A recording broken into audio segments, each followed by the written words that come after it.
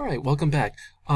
This is the really the first video in the series. The video you just looked at, if you were looking at it, was an overview. All right, so this is where we're picking up where we left off last week, and I'm going to take you through relatively quickly a number of cases as kind of giving you an overview of this this issue. So remember, as always, we're entering into a realm of no absolutes. It might feel like there's an absolute nature to the freedom of religion and the prohibition against establishing religions, but so much is up to interpretation, and this changes, and it's based on lots of different things. I don't want to say it's at the whim of just a few Supreme Court justices. It's not that. There's a lot of agreement about a lot of things, but the idea that it's the interpretation of these few clauses in the Constitution is crisp and universal is a myth. So what we are going to look at is what those boundaries are between what you can do and what the state can do and what it cannot. So remember, when it comes to these constitutional principles, we're looking at, first of all, what's justiciable. So what falls within the purview of the law. So it's not talking about what you can think or not, or what you can practice or not within your own privacy. It's what are those limits? What are the boundaries of that? That's what we've been looking at. Okay. So let's pick up with this one. What if you have this situation where a religious institution donates just images of the Ten Commandments, which have universally good virtues on them, to be posted in school classrooms in this one district. All right, so the school is not paying for this. They're not giving up time to do this. They're not even teaching this, but they're just going to be in the classrooms. So think for a moment, would that violate either the free exercise clause or the establishment clause? And if so, why? So that, again, that's one of the points on this that you can connect the dots with to understand the boundary. So again, we're mainly looking at leading cases, not just any cases, although sometimes I throw those in here as well. All right, so think about that scenario. Is that constitutional or not? Okay, I'll leave it up to you to pause and think about that if you like. So put a different way, and again, this is a simplification. You can look at in much greater detail the cases. They're all linked through the Supreme Court website and others on Moodle. So does the statute requiring the Ten Commandments be posted in every classroom, does the way it's set up in that particular case, did that violate the free exercise and establishment clause? In this particular case, it was both establishment and free exercise, the way the controversies were framed before the Supreme Court. In 1980, the Supreme Court said yes, that did violate both of those. But why? So first of all, again, remember the Lemon Test. By this point, it's 1980. It's after the Lemon Test, which was 1971. There's no secular legislative purpose for this. It said there's really no secular purpose. You can say very generally that it's good to not kill, right? And you shouldn't steal. But the way it's framed here is religious, undeniably religious. It's part of this tradition. That's one of the main arguments there.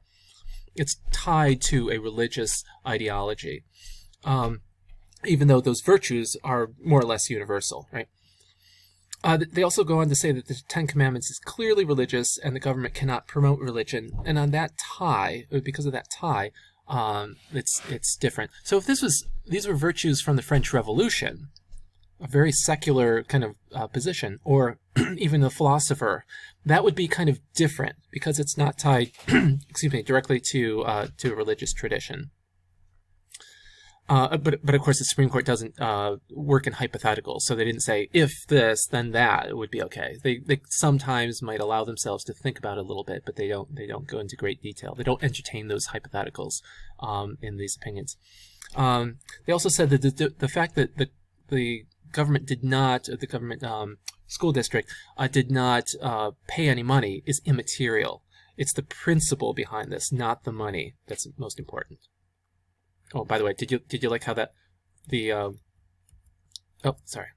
never mind. How I just made that disappear. Here it goes. Oh, here go the 10 Commandments. I don't know. It was a subtle thing. I made it really clunky there. Anyway, so how about colleges? What about public universities that are state-funded, like the SUNY system? The largest employer in New York State is the SUNY system.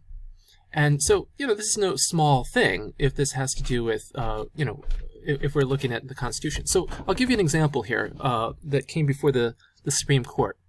And this is the case we're going to take a look at next, Widmar versus Vincent, which came out about the same time. Let's say you're going to SUNY Brockport, and you're part of a student group that is religious in nature. Let's say it's Young Life, or it's some sort of Christian organization, and you ask the administration to have a space on campus because other student groups have spaces on campus, like a little office or meeting space or something like that. And the university says they deny that because they're a little nervous about the Establishment Clause. They say, listen, we can't really endorse that, and this is a way of endorsing it, so we're gonna just kind of deny that. It's not that we are against religion, we just don't want to give any special allowances there. Okay, that sounds reasonable, I imagine, but what if 100 other student groups were given spaces on campus, and this one Christian one was denied? Now that seems a little bit more suspicious, doesn't it? So that was what was happening in this case, which came to the Supreme Court in 1981. By the way, the dates here are always after the fact. So in some cases it takes years, maybe 5 years before it comes to the Supreme Court. So this usually, what happens is this is not usually what happened in 1981. We're looking at the case that came before the court in 1981. So this is actually in the 1970s. So can a state university close its facilities to a registered religious student group?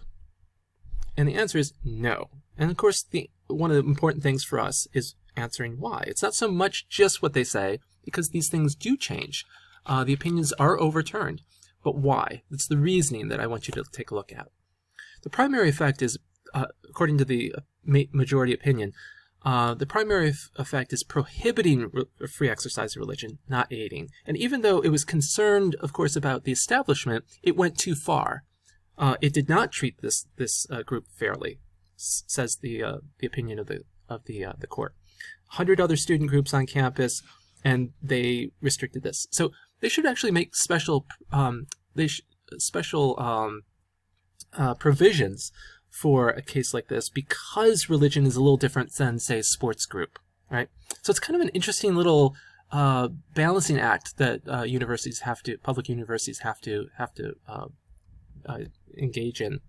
They said a content-based exclusion of religious speech is always suspicious too, right? So I want to bring your attention to this, a different case, but also related. I don't know what you think of when you see this image. I know immediately what comes to my mind. And if I told you this took place in the late 1930s and early 1940s, certain images, certain thoughts come into my mind, and probably with yours as well. So these are really what we might call nationalistic children. And it looks like they're, looking at a leader or saluting something. But what if I told you these are nationalistic American children? This took place images like this took place all around the country for decades, where students would salute the flag this way. So isn't that interesting? You look at it this way, I'm thinking Nazi Germany, or something like that. And here I see, oh, the American flag. That's interesting. What's going on there? Why are they doing this sort of Sieg Heil that we associate with Nazi Germany? Well, it's interesting. I don't know if you know about this. This is a fascinating little chapter of our history. But in the late 19th century, there's this man named Bellamy who felt that we needed something to unify us after the Civil War, something that would bring us all together, and we would start maybe in childhood. Where do we do that? Public education. And why don't we have this, just a salute that unifies us all across the country basically at the same time, where we can just salute the unity of the nation. This became the Bellamy salute. It was very popular. It was rarely enforced exactly like this, but sometimes it was. And it actually inspired Nazi Germany. They liked this so much that they incorporated this in all aspects of their society from 1933 on. So you see these American children doing the little Sieg Heil there. That's even during World War II. So what's interesting here is this. We get to a case in which a religious group, which by the 1930s was still fairly new. It's not a very old religious tradition, but it now has quite a heritage. It's the Jehovah's Witness. And the Jehovah's Witnesses, maybe you know some of them as I do, and they're known for sort of coming door to door and spreading their message, evangelizing, just raising awareness. One of the things that they have as a deeply held belief is a belief that they should not engage in idolatry. And worshiping the flag or worshiping the government is a form of idolatry. Now that is a pretty universal concept, that idolatry is bad, it's sinful among Judaism, Christianity, and Islam in particular. And so there are these Jehovah's Witness children who were forced to salute. And again, you see this interesting little overview of how that salute works. Of course, by World War II, Americans started feeling a little sheepish about this particular kind of salute, and that's why we have a different one. That's the reason why we cover our heart. It's because of the association with Nazis, whom we inspired. So West Virginia versus Barnett was a Jehovah's Witness case, in which at the beginning of the school day, children were forced to salute the flag in this way, and insubordination means resisting that, met with expulsion from school without admittance until they agreed to do that. So what came of this is, in the opinion of the court, they came up with this concept of it's called the fixed star argument. They said no governmental authority may prescribe what is orthodox in religion or any other matter. If there's anything that is a fixed star in our Bill of Rights when it comes to religion, it is that, when it has to do with the Establishment Clause. The government shall not encroach upon people's views, nor shall it establish a religion or help to endorse a religion. And so this is a religious opposition to this salute. And they said free exercise is every bit as important as establishment. So it's an interesting wrinkle, when we look at that salute. It's not saying that we shouldn't be patriotic. It just says for those who are religiously compelled for this reason, they should not be forced to do that. And there are other ways of being patriotic, of course, than doing that. We get to another case, interesting, in Engel versus Vitale. I was kind of surprised. I wasn't sure if I was going to do this one or not, but I guess I will. There's this other case that came out about the same time as the Stone versus Graham, the Ten Commandments case, and that was saying a prayer at the beginning of school. Almighty God, this is the one that was cited in this case. We acknowledge our dependence upon Thee, and we beg Thy blessings upon us, our parents, our teachers, and our country. Amen. Is requiring students to say that a violation of the Constitution? And in 1962, in Engel versus Vitale, they said yes, that is endorsing a religion, or at least religious values. And so I put here, New York State recommended the school prayer, but local school districts directed a principal to say a morning prayer. So in these particular cases, you see how dicey that can be. Again, it's not saying you can't practice your own religion, nor does it say that we can't teach the values of religion in school. It just says the way it's done has to be really specific. It has to be careful, right, within that paradox. The fact that the prayer may be denominationally neutral does not keep it from endorsing religion. By the way, in the last few seconds, I wanted to mention that I went to a commencement at SUNY Brockport one time, and the chaplain, or the person who said the kind of, it's not a prayer, but a speech at the beginning, said something like, it wasn't anything that specific. It was, and I'm just making this up, but it was something like, almighty entity who may or may not exist, we look with hope that if you exist, that you're guiding us, but you're not a person, And it was just kind of odd. It was very, very neutral, and of course constitutional because of that, but devalued of some of that specificity. Anyway, look for the next video, and we'll continue this. Thanks, everyone.